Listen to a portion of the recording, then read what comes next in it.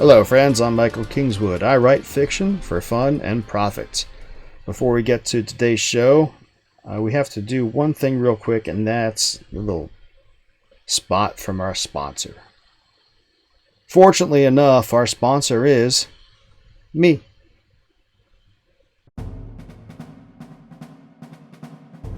In a world of valor and magic, two soldiers flee from their past. An isolated mountain town suffers under the heel of a vicious band of brigands.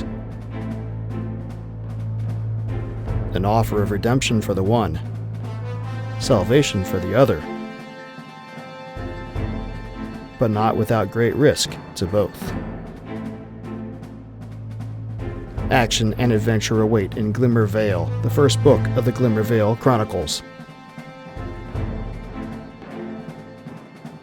Get your copy today, wherever great books are sold. Alright, I'm Michael Kingswood here. Welcome to Story Time on Saturday for Story Saturday. We are continuing to read from now Volume 2 of my 52 Stories in 2023 project from last year. This story this week is called Karen's Rules of the Pool. It is about HOAs and horror, because the two things are the same, really. If you've ever been in a homeowner's association, you know how much they can suck. And our protagonist has an interesting encounter to learn more details about the depths of their suckitude. So let's get to it. I wrote this story. I'm reading it. It's awesome. You will like it. And I'll talk to you when the story's done. The pool wasn't standard length. Henry had paced it out to 14 yards instead of a proper 25 meters. But it was free, or rather covered in the HOA fee he had to pay every month, and it was right across the street from his end-unit townhouse. So while it made counting his laps and yards weird, he preferred it to having to commute to the YMCA a couple miles away. No extra cost, and no good excuse not to use it. And yet it had been 6 months since he moved into the development, and he was only just getting going inserting regular distance swims into his workout routine. No good excuse, but he'd found several anyway.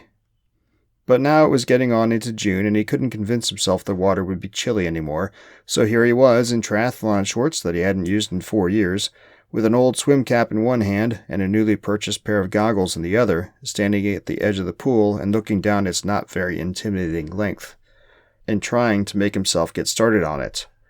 The first time would be short, just 500 yards to start, and he programmed the lap length into his Garmin watch so tracking that would be a snap. Nice and easy to get started, so why was he hesitating? The cement beneath his bare feet was rough, and retained some of the warmth from the heat of the day despite the sun beginning to set past the wrought iron fence that separated the western side of the pool from the street beyond. The chaise lounges lining that fence, blue and green alternating strips of plastic giving them a tropical look, were empty. Few people came out this late in the evening during the week, the reason Henry had decided on this time for his first go at it. The pool itself was L-shaped, 3.5 feet deep on the end where he stood, going to 5 feet at the other end. The former diving well, it had been designed to be one, but stupid state regulations made the HOA remove the board a few years back, extended from the deeper end to his right, going to a total of 10 feet deep. The main length was wide enough that it could support 3 standard lanes, but of course there were no lane ropes, no end-as-near flags flying above each to warn backstrokers that the wall was approaching. The pool was too short for that. To his right, adjacent to the diving well, was a hot tub sized for 8. The only other person in the pool area was leaning back against the tub's wall facing him, her head lolled back so she was looking up into the darkening sky, and her red-bound hair was slicked back from an earlier dip. She had on a dark blue one-piece swimming suit, trimmed in yellow at the edges, and had a nicely toned physique. Henry had met her once, Tammy he thought her name was, at the one HOA board meeting he'd attended since moving in. He'd always meant to say hi again, but hadn't seen her since. Maybe... Stop distracting yourself, he said, and pulled his eyes away back to the pool before him, the blue-black tiles marking out 3 almost lanes going down its length. The yellow-white submerged lights on his and the far end that made the water look bluish-green in the growing darkness of the evening. With a snarl at himself, he stepped off the edge of the pool deck and dropped into the water. The water was warm for a pool, though still cool compared with the residual humid warmth of the summer day, and he bent his knees to fully submerge himself for a moment, letting that pleasant cool spread all over his body. He paused there, huddled in the shallows for a moment, just enjoying, then pushed himself back up onto his feet. He tasted a subtle saltiness from the chemical treatments in the water as he filled his swim cap and dunked it over his head to smooth it in place, and all reluctance left him. It had been too long since he did any serious swimming, far too long, and his belly showed the lack, to his eyes at least. Time to get to it. He fitted on his goggles and selected pool swim on his watch.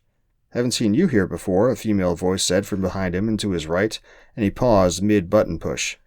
He turned, and it was Tammy, out of the tub with her yellow and white towel draped over her shoulders, flip-flops on her feet, and a friendly smile on her face. She looked even better out of the tub than she looked in it. "It's Henry, right?" He nodded and returned the grin. "Tammy?" "Tabitha," she replied with a slight shake of her head, and Henry winced. "Sorry, I'm bad with names." She chuckled softly. "Well, you came close, at least." Her eyes flicked up and down him, or at least all of him that was above the waterline, and she raised an eyebrow. "Planning on doing some laps?" She sounded dubious. Henry nodded. "I've been out of the habit and meaning to get back into it. Maybe get back into doing triathlons again." He gestured toward the short length of pool and shrugged. "It's short, but it beats going to the Y." "Easier to talk myself out of that," he said, repeating aloud his thoughts from earlier. Tabitha nodded understanding. "Well, have fun with it." She turned to go, but paused midway and looked back at him. "You know the pool closes at 9 o'clock on weekdays, right?" Henry chuckled and spread his hands. "What are they going to do if I stay late? Arrest me?" Her face darkened slightly, and her eyes flicked toward the diving well for a second. "Of course not, but—" Her smile slipped into something that was almost resembled a scowl, or was that a frown of worry for half a heartbeat? "Well, you know how things go. Sticklers for the rules like to make trouble for people sometimes." Henry snorted, emphatically. "Karen can take a hike, but thanks, I'll keep that in mind." Tabitha shrugged as though to say, "Your funeral," but she just said, "Okay then, see you around." Then she turned and walked toward the compact, stucco-sided clubhouse building behind where Henry had just jumped into the pool, and the wrought iron gate that led out of the pool area to the neighborhood proper. Henry watched her go, appreciating the sway of her hips for a few steps. Then he shook his head and turned back around toward the pool length ahead of him. There was always a Karen or two in any HOA, but he'd never heard of them cracking down on using the pool too late. Not like there was a lifeguard to pay or something. And as long as he wasn't making a ton of noise, who would really care? He glanced at his watch. It was 8:35 now. He wouldn't be past 9 o'clock anyway. His 500 yards wouldn't take him more than 15 minutes or so, unless he was in much worse shape than he thought he was. So Tabitha's no doubt well-meaning warning wouldn't matter. But enough grousing and delay. It was time to get into it. He hit the start button on his watch and commenced to swimming freestyle. Henry deliberately did not use kick turns while he swam his laps. For one thing, the pool was short enough that doing a good turn would eliminate most of the workout. And besides that, he'd learned back in his triathlon days that it was one thing to swim 500 or 1,000 or 1,500 yards in the pool, where he could kick off the side every few meters, and another thing entirely to do the same thing in open water, where no kicking was possible. So he'd long ago vowed to leave the kick turns aside. Still, he found himself surprised when he completed what he thought would be his final lap, looked down at his watch, and found that he had swum an extra 112 yards. 14 yards per length, times 8 lengths. Man, he'd totally lost count, hadn't he? His arms and legs were fatigued and his breathing heavy, but he felt good. Better than he had expected he would, considering how long it would be. "How about that?" he said to himself, and grinned. He looked up at the sky, now completely black with the brightest stars easily visible. Silently, he cursed the streetlights and the area lights within the pool complex that helped drown out the more dim stars, and he remembered back to his youth in the mountains of western Colorado, where the light was less and he could see all of the heaven's majesty.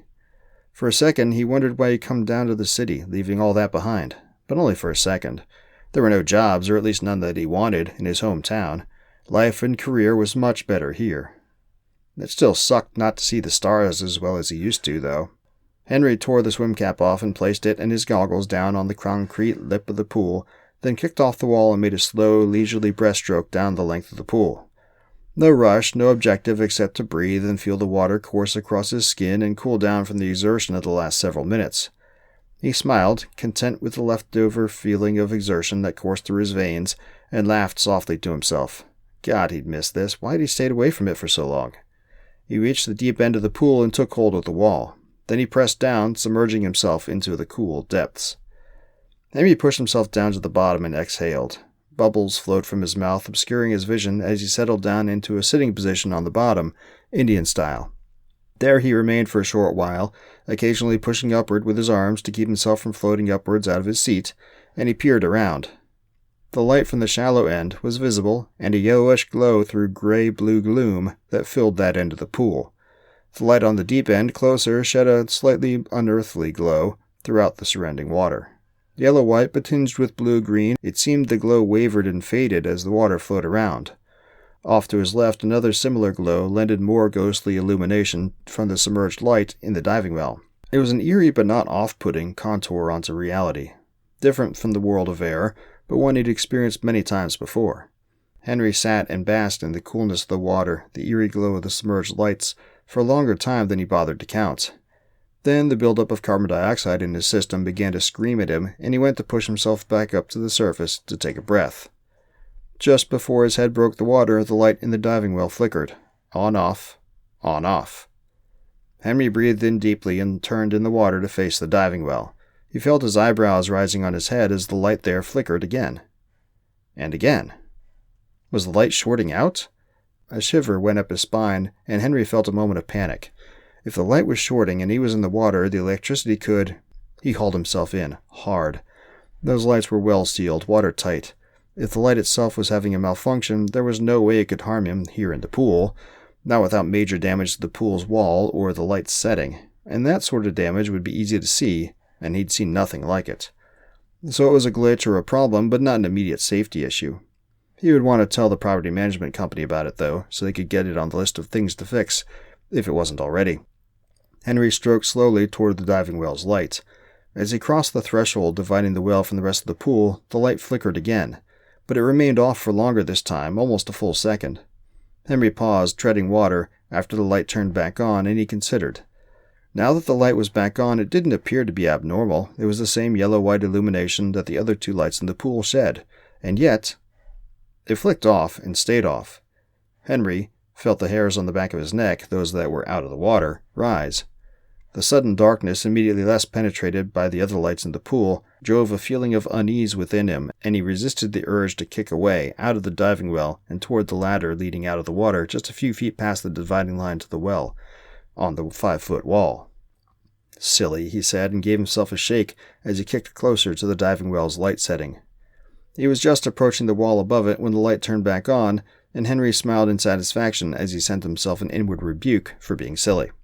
He took a breath in preparation for diving down to take a closer look at the light setting, but then the light faded.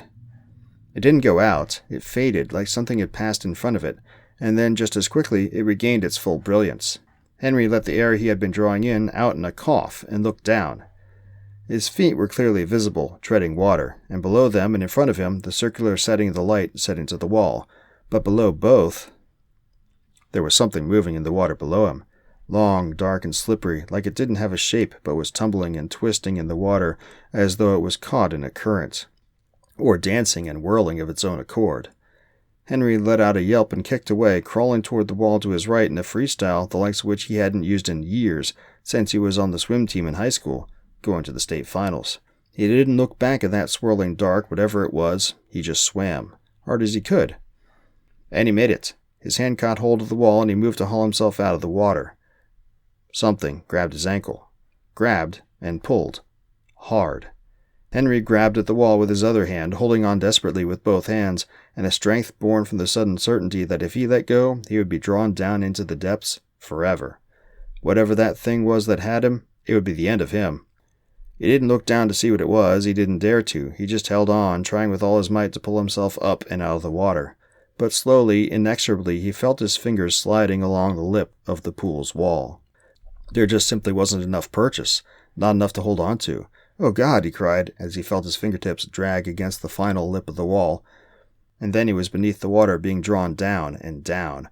The light from the underwater light settings fled above him, growing dimmer and dimmer until they were just pinpricks in the cold blackness above him, a promise of warmth or life that he would never hope to see again. All around he heard a hissing that was almost a snarl, almost a laugh, almost a cry of pain, all rolled into one. He turned around, thrashing as the need to take a breath turned his lungs into burning pillars of agony, and saw nothing but blackness. Blackness, then slowly growing illumination. Red and yellow mixed with blue, but somehow not combining into secondary colors. They were shining together and complementing, but also competing with each other. And within that multitude of light, movement. Willowy, sensuous movement. Arms and legs and hips and thighs, breasts swaying in the water's current, and pleasant oval faces atop long, sinewy necks. Faces that were beautiful, but at the same time alien. Haunting and terrifying, but inviting. Red thick lips and blue-black eyes, and waving hair of gray-brown and black. Sensuous appeal and terrifying repellence all rolled into one. Beneath the fire in his lungs, Henry was both aroused and horrified at the same time. He knew he was going to die, but to die in the caress of those things? Perhaps that was a death worth having. No, he had to escape, to get away. But no matter where he turned, more of the strangely seductive, shapely entities were all around, circling, reaching out for a little touch, an electric caress that made the burnings in his lungs worse every time, but also drew him closer to an erotic release that he hadn't even realized was building up. What were these things? Where was he? Panic fought with arousal and desire. He wanted to flee. He wanted more to stay. He had to breathe, and yet he never drew the breath. Torture and ecstasy all rolled into one, and one of the entities stopped directly in front of him. She, it had to be a she, rolled a sensuous tongue over crimson lips, then ran electric fingertips down the front of Henry's chest. "Pool closes at 9 o'clock, Henry," she said. The incongruous statement made Henry forget the burning in his lungs, the shocks of the other beings touching him, the approaching climax in his loins. All that faded beneath the stern voluptuousness of the creature's stare. "Rules are rules, Henry." Again her fingertips traced down Henry's torso, and he both cringed away and arched his back from the agonizing ecstasy of it. "This is your one warning." All touching stopped, and Henry floated there, on the edge of completion, on the edge of death, in endless agony and impossible delight.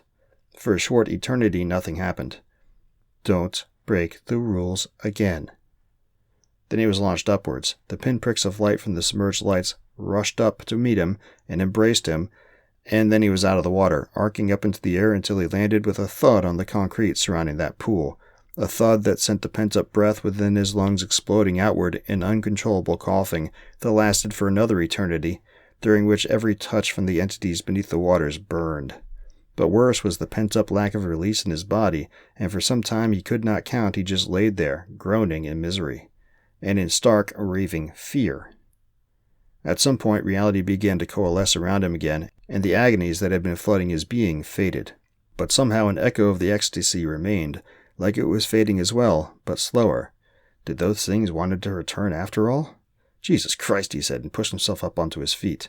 He turned left, then right, taking in the familiar setting of the pool, and the hot tub, and the chaise lounges, and the clubhouse, and the submerged lights shining normally, like nothing had happened. The bottom of the pool just as deep as it should have been. "Jesus," he said, and he bolted. He stopped to pick up his swim cap and goggles, then burst through the wrought iron gate leading to the outside neighborhood, and his place right across the street from the gate. He surged across the street toward his front door, but came to a halt when a high-pitched barking from the right speared his consciousness. He spun toward the sound, dropping into a defensive crouch even as he realized who was there. It was Tabitha. She was out of her swimsuit now, wearing shorts and a Red Sox t-shirt. And what was she doing wearing that? This wasn't Massachusetts. That incongruous thought passed through his mind a second before he realized that the dog that she was walking, the one that had barked at him because he almost stepped on it, was a corgi. Tabitha pulled on her dog's leash, and it scampered back toward her even as Henry leapt backward away from them both. He wanted to apologize, but no words would come. He just looked at Tabitha, wordlessly moving his mouth as he tried to force himself to coherence unsuccessfully. Her eyes narrowed, and she looked him up and down again. Then she looked back from him toward the clubhouse and the pool. Tabitha sighed, and she shook her head. "I tried to warn you," she said. She pulled on her dog again, and it turned with her as she veered to the left, away from him. "Don't swim in the pool after closing time." Then they walked together into the night, turning the corner of the clubhouse and out of sight after a dozen paces or so. Henry just watched them go, disbelief fighting against the panic and fear and torment and ecstasy that had been wrestling together in his mind, and finally coming out on top. She had tried to warn him? Seriously? Henry turned and sprinted the rest of the way to his door, fumbled with his key until he got it open, then closed it hard behind him after he got inside, and locked every lock he could find in his house. Then he ran upstairs to his bedroom to pack. He was going to a hotel. Then he was calling a realtor in the morning to sell his place, and to hell with any loss he might take on the transaction. Then he was going to join the YMCA. Alright, well, that's a excursion into the pool that Henry ain't going to forget anytime soon, and hopefully he doesn't take a big hit on the house. Although in this day and age, I can't believe... Well, I mean, I can believe it, but I still find it stupid how much my place here in San Diego is supposedly worth now, compared to where I bought it just a few years ago. It's like, holy smokes. Thanks a lot, Federal Reserve, and thanks a lot, government guys, for inflating everything. I mean, okay, more value on paper, but good lord, it's just dumb, stupid, is what it is. But that's not the point of this story. The point of this story is just how horrifying HOAs are, and how the dark forces that apparently work for them to keep the rules. And it's just a fun story. I hope you liked it. If you did like it, you should definitely come back here next week. We do these stories every week, more or less. Sometimes, life dictates otherwise. But for the most part, we do them every week. And next week, we are going to do the next one from this second volume from last year. And that's called Sly's Raiders. Oh yeah, that's the one about cat commandos. I hate cats.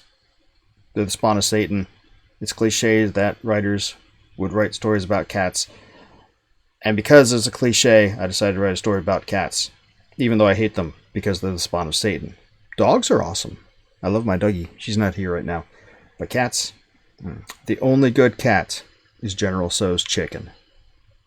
If you know, you know. You know? So we're doing that next week. 3 weeks from now, we are commencing in the next Kickstarter campaign. Yay, Kickstarter, yay! And that is the campaign to finally get the Space Navy novel that I've been working on for years out to the world. It's called Warfare Qualified. It's awesome. If you went to LibertyCon, you would have gotten from me a whole lot of paperback samples that I distributed, and people have been liking it. But you weren't at LibertyCon, sorry you missed out. But you can follow the campaign now. Go there, click the little follow button on the campaign page. You'll be notified when it goes off, and when it launches, and so you can back it immediately. Since you like me, you should back the campaign. And the more people who follow it before launch, the more visibility it gets, supposedly. So go over there now. It's michaelkingswood.com/ICNkick. You can give us some love to the campaign, and we will love you a long time for doing that. What else can you do to support the channel? Obviously, you liked this story. You like the other stories I'm writing. You should go buy books. michaelkingswood.com/store is the best store, the only store you should ever come to if you like my books and want to buy them, because it's run by my business entity, which means you go straight to me, straight to the guy you like, straight to the creator whose stuff you enjoy, and get maximum profit to that creator, because no middleman. There's only credit card processing fees, or what have you. Hell, you can pay me in Bitcoin if you want to. But some people still like going through retailers because you have your little Kindle library or whatever. You can do that. michaelkingswood.com/books to read the number 2 will get you to the Universal Book Link aggregators, where you can click on the title and then pick what store you want to go to, and whatever retailer you want to, it'll go there, because I'm on every place, everywhere I can get the books, I'm there, and so you can do that. Of course, so if you don't want to buy books, but you still like tuning in every week for fun stories, and want to show some support, well, we got our little Subscribestar page, subscribestar.com/Michael-Kingswood. That will allow you to throw a couple bucks a month at us to help us keep the lights on and stories going, and as we create this little writerly, story, funly empire thing going.